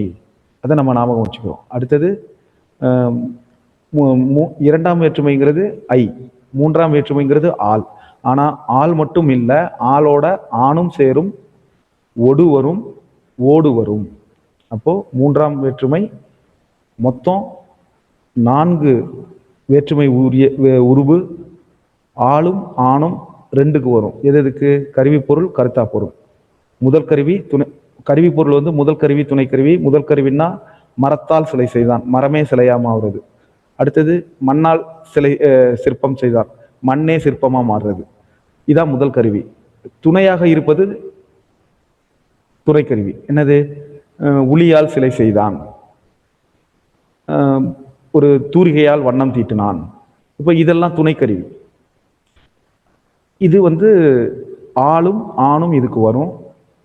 அடுத்தது ஆண்கிறது இலக்கியத்துல தான் பயன்படுது, இல்ல செய்யுள் வழக்குல தான் இடம்பெறுது, அதை நம்ம புரிஞ்சுக்கிறோம். அடுத்தது ஒடு ஓடு சாரி கருத்தா. கருத்தா பொருள்ல ரெண்டு இருக்கு. ஏவுதல் கருத்தா, இயற்றுதல் கருத்தா. ஏவுதல்னா பிறரை ஏவுறது, பிறரை ஏவி செய்ய வைப்பது. பிறரை செய்ய வைப்பது ஏவுதல் கருத்தா. கரிகாலனால் கல்லணை கட்டப்பட்டது. கரிகாலன் போய் நின்று கட்டியிருக்க மாட்டாரு, அவர் பலரை கட்ட வைக்க முயற்சி பண்ணியிருப்பார், ஏவி இருப்பார். அப்போ அது கரிகாலனால் கல்லணை கட்டப்பட்டது. ஏற்றுதல் கருத்தார்னா நம்மளே உட்காந்து செய்யறது. சேக்கிழரால் பெரிய புராணம் இயற்றப்பட்டது. இப்போ ஆண்கிற உருவு செய்யுள் வழக்கில் வரும், இதை நினைவில் வச்சுக்கிறோம். அடுத்தது ஒடு ஓடு உடன் நிகழ்ச்சி பொருள். ஒன்று நிகழும்போது அது கூடயே நிகழ்றது. தாயோடு குழந்தை சென்றது, அமைச்சரோடு அலுவலர் சென்றனர். புரிஞ்சிருக்கும்னு நம்புறேன். அப்படி இல்லைன்னா நாளைக்கு மதியம் 1 மணிக்கு மேலே இது லைவ்ல வரும், அதில் பாருங்க. இதை நார்மலாக நீங்கள் படிச்சிங்கனாலே புரிஞ்சிடும், ரொம்ப சிம்பிளாக தான் இருக்கு. இப்போ ஐ ஆல் கூ. இப்போ ஐங்கிறது இரண்டாம் வேற்றுமை, ஆள்ங்கிறது மூன்றாம் வேற்றுமை, கூங்கிறது 4ஆம் வேற்றுமை. ஐயால் ஹூ 3ன்னு முடிவு பண்ணிடக்கூடாது. முதல் இதுக்கு வேற்றுமை உருபு இல்லை, மீண்டும் நினைவு வச்சுக்கிறோம். ஐ முதல் வேற்றுமை, ஆள் இரண்டாம் வேற்றுமை, கூ மூன்றாம் வேற்றுமை. இந்த கூ எத்தனை வகையில வருது? பல பொருள்ல வருது. இதெல்லாம் நம்ம மனப்பாடம் பண்ணிக்க வேண்டியதில்லை, தெரிஞ்சுப்போம். கொடை, முல்லைக்கு தேர் கொடுத்தான். இதை பார்த்தாலே முல்லைக்கு இந்த கூ கொடுத்தது கொடை அப்படிங்கிற அர்த்தம். புகை மனிதனுக்கு பகை, அப்ப பகை. கபிலருக்கு நண்பர் பரணர், நட்பு. கவிதைக்கு அழகு கற்பனை தகுதி. தயிருக்கு பால் வாங்கினான், தயிர் ஆவதற்கு பால் வாங்கினான், அப்போ அது அதுவாதல். தமிழின் வளர்ச்சிக்கு பாடுபட்டார், பொருட்டு. செங்குட்டுவனுக்கு தம்பி இளங்கோ, முறை. தமிழ்நாட்டுக்கு கிழக்கு வங்கக்கடல் எல்லை. இந்த இதெல்லாம் மனப்பாடம் பண்ண வேண்டாம். கொடை, பகை, தகுதி, நட்பு, அதுவாதல், இதெல்லாம் மனப்பாடம் பண்ண வேணாம், தெரிஞ்சுக்கோங்க, அவ்வளவுதான். இதை இத்தோட மறந்துருங்கன்னு கூட நான் சொல்லுவேன். இந்த கூங்கிற உருவு இதை மட்டும் தெரிந்து கொள்வோம்ல இருக்கு. 4ஆம் வேற்றுமை உருவுடன் கூடுதலாக ஆக என்னும் அசை. இது அசைதான், சொல் அல்ல. ஆக ஆக அப்படின்னு சொல்றது அசைதான், சொல் அல்ல.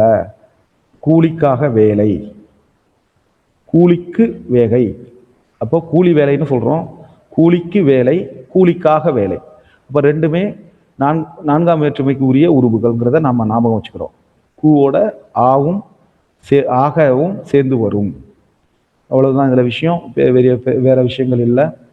இதுல சிக்கலானது 3ஆம் வேற்றுமை தான். அதே போல 5ஆம் வேற்றுமை இன் இல்.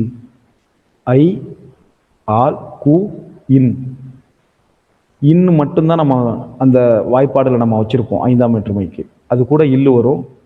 இதுக்கு 4 பொருள்கள் என்னென்ன? நீங்கள், ஒப்பு, எல்லை, ஏது. 4 பொருள். நீங்கள்னா தயிரின் இழிந்த மயிர், தலையின் இழிந்த மயிர். ஒப்பு பாம்பின் நிறம் ஒரு குட்டி, அந்த நிறத்தை ஒத்திருக்கிறது. எல்லை தமிழ்நாட்டின் கிழக்கு வங்கக்கடல். ஏது சிலேடை பாடுவதில் வல்லவர் காலமேகம். ஏது எதுல அப்படிங்கிற அர்த்தம். அப்போ இன் இல் 5ஆம் வேற்றுமை உருவு, அதை நான் நினைவில் வச்சுக்கிறோம். அதே போல 6ஆம் வேற்றுமை உருவு திருப்பி வாய்ப்பாடு சொல்லி பார்க்குறோம். 2ஆம் வேற்றுமை உருவு ஐ ஆல் கு இன் அது. அப்போ 6ஆம் வேற்றுமை உருவு அது. இப்போ அதுங்கிறது அது மட்டும் இல்லை, அது ஆது அ, இந்த 3ம். இந்த வரியை நாம வச்சுக்கோங்க. 6ஆம் வேற்றுமை உரிமை பொருளில் வரும். உரிமை பொருளை கிழமை பொருள் அப்படின்னு சொல்லுவாங்க. ராமனது வில், நண்பனது கை. இப்போ ஆது அ இந்த ரெண்டும் இக்காலத்துல பயன்படுத்துவது இல்லை, வழக்கொழிந்து விட்டது. ராமனது வில், நண்பனது கை. அப்போ அது மட்டும்தான் இப்ப பயன்பாட்டில் இருக்கக்கூடிய 6ஆம் வேற்றுமை உருவு. கிளியரா வச்சுக்கிறோம். 6ஆம் வேற்றுமை உருவுங்கிறது உரிமை பொருள். நண்பனது சட்டை, அப்போ அது உரிமை தானே. அந்த உரிமையை கிழமை பொருள் என்றும் சொல்வார்கள். இதை ஞாபகம் வச்சுக்கிறோம். 6ஆம் ஒற்றுமை உரிமை பொருள். அதே போல 7ஆம் வேற்றுமை நம்ம வாய்ப்பாட்டில் ஏற்கனவே சொல்லியிருக்கோம். ஐ, ஆல், கு, இன், அது, கண். உரிய உறுப்பு கண். அதுக்கு கூடுதலாக மேல், கீழ், கால், இல், இடம் போன்ற உருவுகளும் உண்டு. இது எல்லாமே இடம் காலம் அதை குறிக்கிற சொல்லில் தான் வரும், பொருளில் தான் வரும். எங்கள் ஊரின் கண் மழை பெய்தது. அப்போ ஊர்னா இடம். இரவின் கண் மழை பெய்தது. இரவுன்னா காலம். அப்போ 7ஆம் வேற்றுமை உருவுங்கிறது இடம் காலம். நம்ம கண்ணை ஞாபகம் வச்சுக்கிறோம். கண் எதுக்கு வரும்? ஊரின் கண், இரவின் கண், இந்த 2 ஞாபகம் வச்சுக்கிறோம். ஊரின் கண்ங்கிறது இடம், இரவின் கண்ங்கிறது காலம். இல் என்ற உருவு 5ஆம் வேற்றுமையிலும் 7ஆம் வேற்றுமையிலும் உண்டு. முக்கியமானது, இல் என்ற உருவு 5ஆம் வேற்றுமையிலும் இருக்கும், 7ஆம் வேற்றுமையிலும் இருக்கும். நீங்கள் பொருளில் வந்தால் 5ஆம் வேற்றுமை, இடப்பொருளில் வந்தால் 7ஆம் வேற்றுமை. இப்போ நம்ம கண்ணுன்னு சொன்னோம்ல, அது கூட இல்லும் உண்டு. இந்த இருக்கு இல்லையா, 5ஆம் வேற்றுமையிலையும் இந்த இல் வரும், 7ஆம் வேற்றுமையிலையும் இது வரும். 5ஆம் வேற்றுமையில நீங்கள் பொருள்ல வரும், இடப்பொருள்ல வந்தா இது 7ஆம் வேற்றுமை. ஞாபகம் வச்சுக்கிறோம். எங்கள் ஊரில் விழா நடைபெற்றது.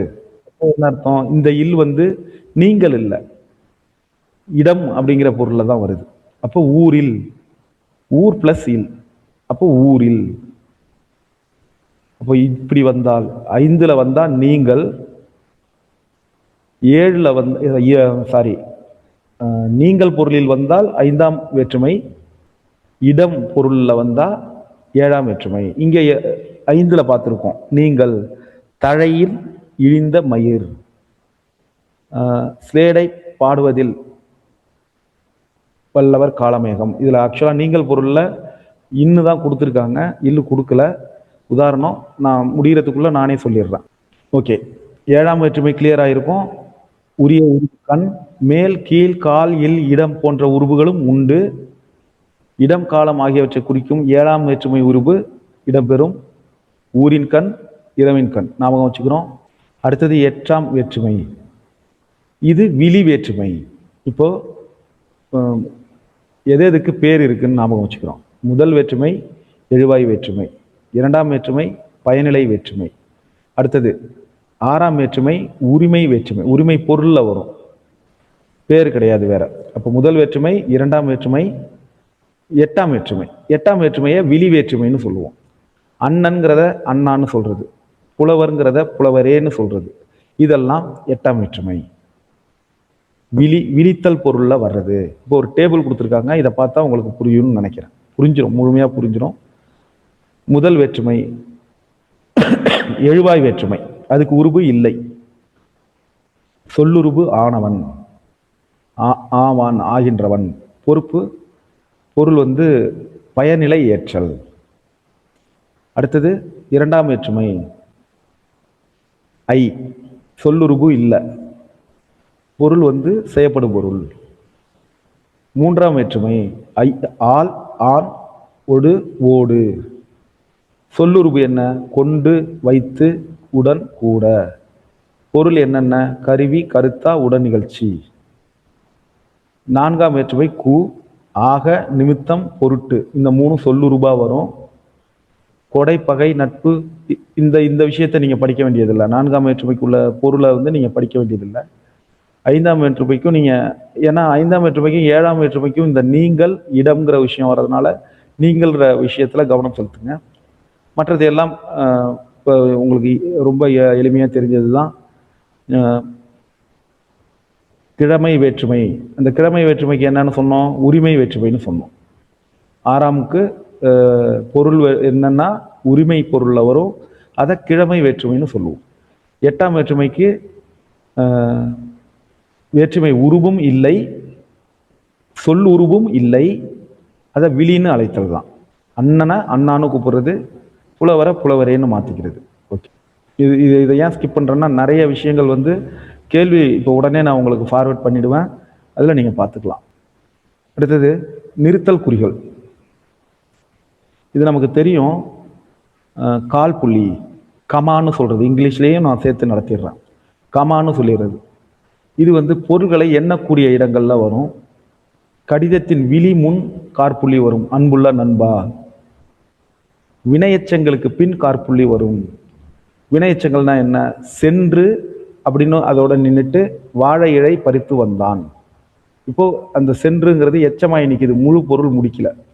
அப்போ சென்று அடுத்த ஒரு விஷயத்துக்குள்ள போயிடுறாங்க. வாழை இழை பறித்து வந்தான். அப்போ அந்த இடத்துல ஒரு காற்புள்ளி வரும். மேற்கோள் குறிகளுக்கு முன்னால் காற்புள்ளி வரும். காலையில் ஆங்கில வகுப்புல பார்த்தோம், கொட்டேஷன் மார்க் இருக்குன்னா அதுக்கு முன்னாடி கமா இருக்கும். நீங்க இந்த கொட்டேஷன் மார்க்கை எடுத்துட்டு அதை பேசிவ் வாய்ஸா மாற்றணும்னா இந்த கமாவையும் எடுக்கணுங்கிற ஒரு விஷயத்த நம்ம பார்த்தோம். அப்போ எங்கெல்லாம் மேற்கோள் குறி இருக்கோ அங்கெல்லாம் அதுக்கு முன்பே காற்புள்ளி வரும். இதை ஞாபகத்தில் வச்சுக்கிறோம். அடுத்தது, முகவரியில் இறுதி வரி நீங்களாக எண்ணெய் வரிகளுக்கு இறுதியில் காற்புள்ளி வரும். நம்ம இப்போ பெரும்பாலும் கடிதங்களில் இந்த முறையை நம்ம பயன்படுத்துறது இல்லை, ஆனால் இதுதான் ப்ராப்பர் மெத்தட். அடுத்தது அரைப்புள்ளி. ஒரே எழுவாயில் பல வாக்கியங்கள் தொடரும் இடத்தில் அரைப்புள்ளி வரும். கரிகாலன் கங்கை வரை படையெடுத்து சென்றான், கரிகாலன் கனக விசயருடன் போரிட்டான் அப்படி சொல்லாம கரிகாலன் கங்கை வரை படையெடுத்து சென்றான், கனக விசயருடன் போரிட்டான் அப்படின்னா இந்த இடத்துல நம்ம போற வேண்டியது அரைப்புள்ளி. இதை நம்ம ஞாபகம் வச்சுக்கிறோம், செமிகோலன். அதே போல உடன்பாடு எதிர்மறை கருத்துக்களை ஒன்றாக கூறும் இடத்தில் அரைப்புள்ளி வரும். நல்லவன் வாழ்வான், தீயவன் தாழ்வான். அப்போ எதிர்மறை கருத்து, உடன்பாடு கருத்து, இதை வந்து ஒன்னா கூறும்போது இந்த கருத்தை நம்ம சொல்றோம். அடுத்தது முக்கார் புள்ளி, நம்ம கோலன்னு சொல்லுவோம். சிறு தலைப்பான தொகை சொல்லை விரித்து கூறும் இடத்தில் முக்கார் புள்ளி வரும். இப்போ முத்தமிழ், அப்போ முத்தமிழ்னா ஈக்குவல் டு போட மாட்டோம். சிறு தலைப்பு அது ஒரு தொகை சொல், அதை நம்ம விரித்து கூற மாட்டோம். விரித்து கூறுவோம், ஆனால் அதுக்கு வந்து கொட்டேஷன் மார்க்கெல்லாம் கொடுக்க மாட்டோம். இந்த முக்கார் புள்ளி தான் கொடுக்கணும். முத்தமிழ், இயல் இசை நாடகம். முக்கணி, மா பலா வாழை. அது போல நம்ம ஒரு தொகை சொல்ல விரித்து கூறும்போது, முத்தமிழ்ங்கிறது ஒரு தொகை சொல், இயல் இசை நாடகத்தோட தொகை சொல். அப்போ அதை விரித்து சொல்லும்போது அதற்கு நம்ம ஈக்குவல் டு போட்டு எழுதணும். ஆக்சுவலாக இங்கே கணிதமாக இருந்தால் தமிழில் அதுக்கு முக்கால் புள்ளி, இப்படி ஞாபகம் வச்சுக்கோங்க. இப்போ நம்ம அடுத்தடுத்து எழுதும்போது இந்த இடத்துல கால் புள்ளியை பயன்படுத்துகிறோம், இதையும் நம்ம ஞாபகம் வச்சுக்கிறோம். அடுத்தது முற்றுப்புள்ளி. சொற்றொடரின் இறுதியில் முற்றுப்புள்ளி வரும். இப்போ இந்த சொற்றொடரின் இறுதியில் முற்றுப்புள்ளி வரும் அப்படிங்கிற சொற்றொடர்லேயே கடைசியாக ஒரு முற்றுப்புள்ளி இருக்கு. அப்போ முற்றுப்புள்ளி எங்கே வருங்கிறது நமக்கு தெரியும். இதில் முக்கியமான விஷயங்கள் எதுன்னா, சொற்குறுக்கங்களை அடுத்து முற்றுப்புள்ளி வரும். இந்த சொற்குறுக்கங்களுக்கு ஆங்கிலத்தில் என்னன்னு யாராவது ஒருத்தர் சொல்லுங்க பார்ப்போம், டைப் பண்ணுங்க. சொற்குறுக்கங்கள், இதுக்கு இங்கிலீஷ்ல என்ன? சூப்பர், ரியல்மி, அட்டகாசமா சொல்லியிருக்கீங்க. சொற்குறுக்கங்கள் அப்படின்னா abbreviation. Rajalakshmi ma'am super, Bharathi ma'am super, abbreviation. Okay, Prema ma'am super. சொல் குறுக்கம் அப்படின்னா அப்ரிவியேஷன், ஒரு சொல்ல குறுக்கி சொல்றது. அப்போ அதுல முற்றுப்புள்ளி வைக்கணும். திருவிக இப்பதான் நம்ம பார்த்தோம். அப்போ அதை விரித்து சொல்லும்போது அங்கே மாவட்ட கல்வி அலுவலர் கடைசியாக தான் புள்ளி வைப்போம். ஆனால் அதை சுருக்கி சொல்லும்போது மா க அ. இப்போ நம்ம பகுதியில் போடும்போது ஊராட்சி ஒன்றிய நடுநிலை பள்ளி, அதை முழுசாக எழுதும்போது பிரச்சனை கிடையாது. ஆனால் சுருக்கி எழுதும்போது ஒரு எழுத்துக்கு பக்கத்தில் புள்ளி இருக்கு, எம்எஸ்சி அப்படின்னு இருக்கு, எம்ஏ அப்படின்னு இருக்கு. அப்போ என்ன பண்ணணும்? எம்முக்கு பக்கத்தில் ஒரு புள்ளி இருக்குன்னா அது ஏதோ ஒரு சொல்லோட சொற்குறுக்கம் அப்படிங்கிறத ஞாபகம் வச்சுக்கணும். எம்ஏ, ஏக்கு பக்கத்தில் ஒரு புள்ளி கண்டிப்பாக இருக்கணும். அப்படி இருந்தாதான் அது சொல் குறுக்கம். நம்ம நார்மலாக எம்எல்ஏன்னு எழுதிக்கிட்டு இருக்கோம், நம்ம அப்ரிவியேஷன்லாம் எழுத்துக்களை அடுத்தடுத்து எழுதிக்கிட்டு இருக்கோம். ஆனால் தமிழில் சொற்குறுக்கங்களுக்கு அடுத்தது கண்டிப்பாக புள்ளி வைக்கணும்.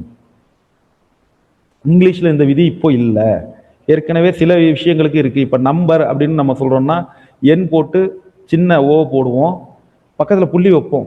ஏன்னா அது வைக்கலைன்னா அது நோவா மாறிடும். எண் போட்டு புள்ளி வச்சாதான் அது NO போட்டு புள்ளி வச்சாதான் அது நம்பர். NO போட்டு புள்ளி வைக்கலன்னா அது நோ அப்படிங்கிற ஒரு சொல்லா மாறிடும். அதனாலதான் இந்த அப்ரிவியேஷனுக்கு பக்கத்துல புள்ளி வைக்கிற விஷயத்த கொண்டு வந்தாங்க. எல்லாத்துக்குமே ஒரு ரூல் இருக்கும் இல்லையா? அது போல. அதே போல பெயரின் தலைப்பெழுத்தை அடுத்து முற்றுப்புள்ளி வரும். நேத்து சுந்தர வடிவேலு இவங்க ஒரு முக்கியமான இயக்குனரோ அப்படின்னு நினைக்கிறேன். நம்முடைய முதலிடத்துக்கு முன்னாடி. அடுத்தது வினாக்குறி. இனிஷியலுக்கு முன்னாடி, இனிஷியலுக்கு அடுத்து ஒரு முற்றுப்புள்ளி வரும். அடுத்தது வினாக்குறி. வினா பொருளை உணர்த்தும் வாக்கியத்தின் இறுதியில வரக்கூடியது கொஸ்டின் மார்க். சேக்குலார் எழுதிய நூல் எது? இப்படி எந்த வகையான வினாவாக இருந்தாலும் இறுதியில் ஒரு வினாக்குறி இட வேண்டும். அடுத்தது வியப்புக்குறி. நமக்கு தெரியும், இதை நம்ம ஏற்கனவே பார்த்தோம். வியப்பு வாக்கியம் அப்படின்னு இல்லாம உணர்ச்சி வாக்கியம்னு பார்த்தோம். இந்த உணர்ச்சி வாக்கியம் முடியும் போது வியப்புக்குறி போடணும். மகிழ்ச்சி, வியப்பு, அச்சம், அவலம், இரங்கல், இந்த உணர்ச்சியை வெளியிடும் இடங்கள்ல வியப்புக்குறி இட வேண்டும். தமிழில் இனிமைதான் என்னே, இது என்ன வாக்கியம்? வியப்பு பொருள் என்ன வாக்கியம்? வியப்பு உணர்ச்சி என்ன வாக்கியம்? உணர்ச்சி வாக்கியம். பாம்பு பாம்பு, அச்சம் அச்ச உணர்ச்சி, வியப்பு வாக்கியம். அந்தோ இயற்கை அழிகிறதே, அவலம் உணர்ச்சி வாக்கியம். இதை நம்ம நினைவில் வச்சுக்கிறோம். உணர்ச்சி வாக்கியம்ங்கிறதையும் இதுல நம்ம தெளிவாய்க்கிறோம். வியப்புக்குறி அப்படிங்கிறதுலையும் நம்ம தெளிவாய்க்கிறோம். உணர்ச்சி வாக்கியத்தின் இறுதியில் கண்டிப்பாக ஒரு வியப்புக்குறி இட வேண்டும். அதே போலதான் ஆங்கிலத்திலும். அடுத்தது ஒற்றை மேல்குறி. தனி சொல்லையோ தனி எழுத்தையோ விலக்கி காட்டும் போது இரட்டை மேற்குறியில் இன்னொரு கோற்று உள்பட்டு வரும்போது ஒற்றை மேல்குறி பயன்படும். என்னது? முதல் இது புரியுது. நல்ல என்பது ஒரு குறிப்பு பெயரச்சம். ஓகே, இது நமக்கு தெரியுது. ஒரு குறிப்பிட்ட எழுத்தோ அல்லது ஒரு தலைப்போ அதை விலக்கி சொல்லும் போது அதுக்கு நம்ம ஒற்றை மேற்குறி பயன்படுத்துவோம். கொட்டேஷன் மார்க் அப்படிங்கிறது நம்ம ஏற்கனவே பார்த்தா அந்த ரெண்டு வர்றது. இந்த ஒற்றை மேற்குறி வர்றதுங்கிறது கொட்டேஷன் மார்க்குள்ள ஏதோ ஒரு விஷயத்த தலைப்ப சொல்றாங்க அப்படின்னா அப்போ அதுக்கு ஒற்றை மேற்கோள் குறிய பயன்படுத்தணும். அறிஞர் அண்ணா கூட்டத்தின் தலைவர் அவர் சொல்றாரு. கூட்டத்தின் தலைவர் அவர் சொல்றது என்னன்னா, அறிஞர் அண்ணா அவர்கள் இப்பொழுது தலைப்பில்லை என்னும் தலைப்பில் பேசுவார் என்று அறிவித்தார்.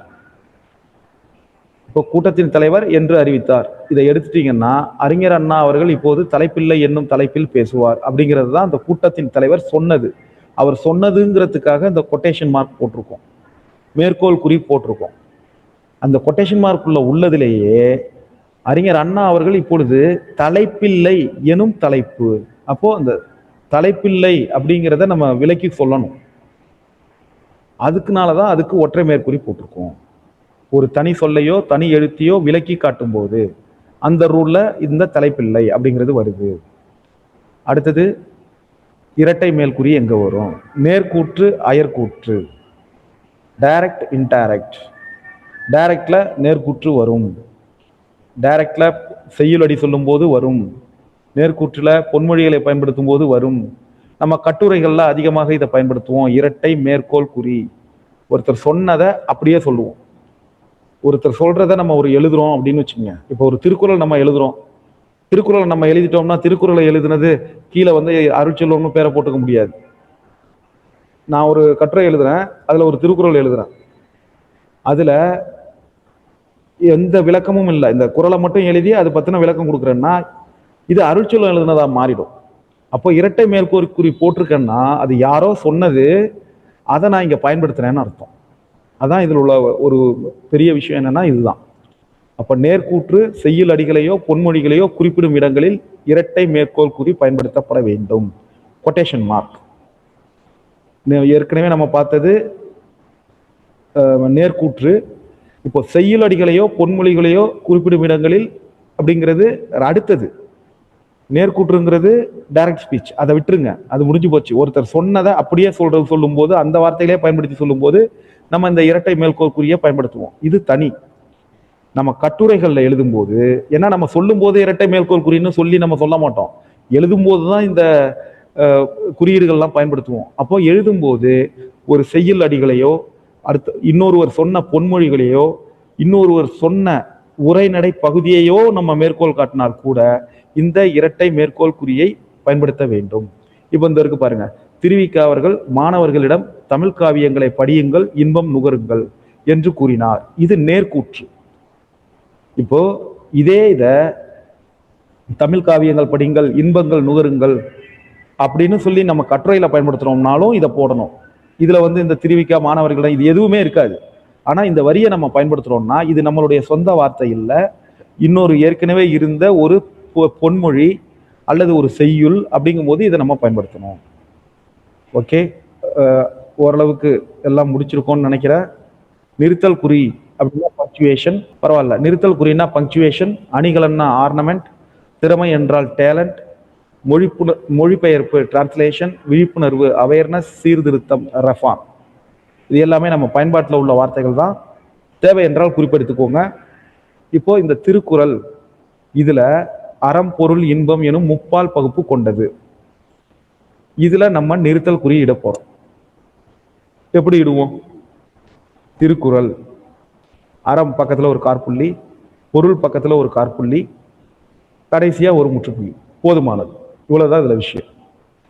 அடுத்தது தமிழ் மொழி செம்மையானது, வலிமையானது, இளமையானது. அப்போ தமிழ் மொழி இந்த இடத்துல ஒரு கமா போடுவோம், செம்மையானது ஒரு அரை புள்ளி முக்கார் புள்ளி போடுவோம், வலிமையானது அடுத்த முக்கா புள்ளி போடுவோம், இளமையானது ஒரு முற்றுப்புள்ளி. ஓகே.